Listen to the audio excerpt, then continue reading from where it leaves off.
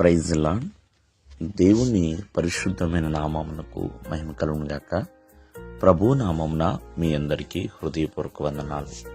ఈ ఉదయకాలము దేవుని వాక్యాన్ని విందాం. యెషయా గ్రంథము 51వ అధ్యాయము 7వ వచనం. మనుష్యులు పెట్టు నిందకు భయపడకుడి, వారి దూషణ మాటలకు దిగులు పడకుడి. ప్రియమైన వర్లరా, మనుష్యులు పెట్టు నింద అంటే మరి చాలామంది మనుషులు తోటి మనుషుల మీద నిందలు వేస్తూ ఉంటారు.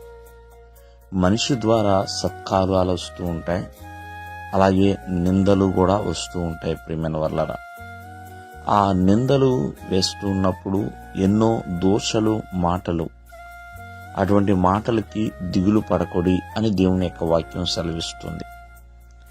ప్రియమైన వర్లరా, ఎన్నో నిందలు యేసుక్రీస్తు వారు భరించారు. ఆ శిలువ మీద ప్రియమైన వర్లరా, ఆయన ఆ శిలువ మరణం పొందినప్పుడు ఎంతోమంది ఎన్నో రకాల దూషణ మాటలు ఆయన మాట్లాడి ఉన్నారు. కానీ ఆయన మాటలకి ప్రియమైన వర్లరా, వారి యొక్క మాటలకి ఆయన దిగులు పడలేదు, భయపడలేదు, ఆనందంగా స్వీకరించాడండి. ప్రియమైన వర్లరా, మరి భక్తుడైన యోసేపు మీద ఒక నింద పడింది.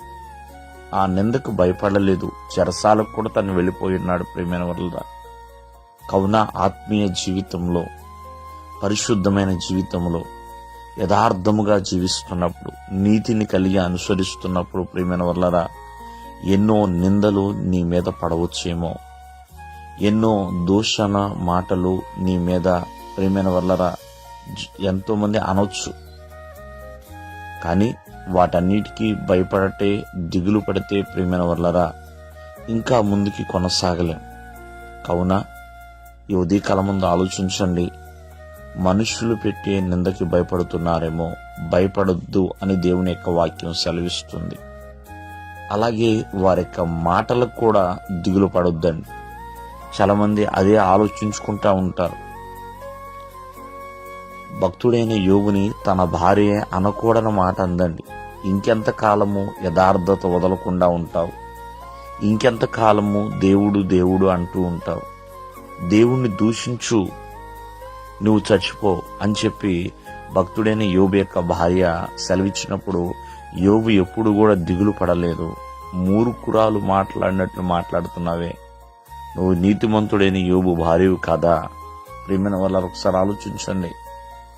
అంటే అటువంటి పరిస్థితుల్లో కూడా యోబు తన భార్యను విడిచిపెట్టలేదు. కావున ఈ ఉదయకాలం ముందు ఆలోచించండి. మరి కొన్ని నిందలకి, మాటలకి భయపడాల్సిన అవసరం లేదు. ప్రతి దానికి ఒక సమయం అనేది ఉన్నది. దేవుడు మిమ్మల్ని ఆశీర్వదించును గాక. ఆమేన్.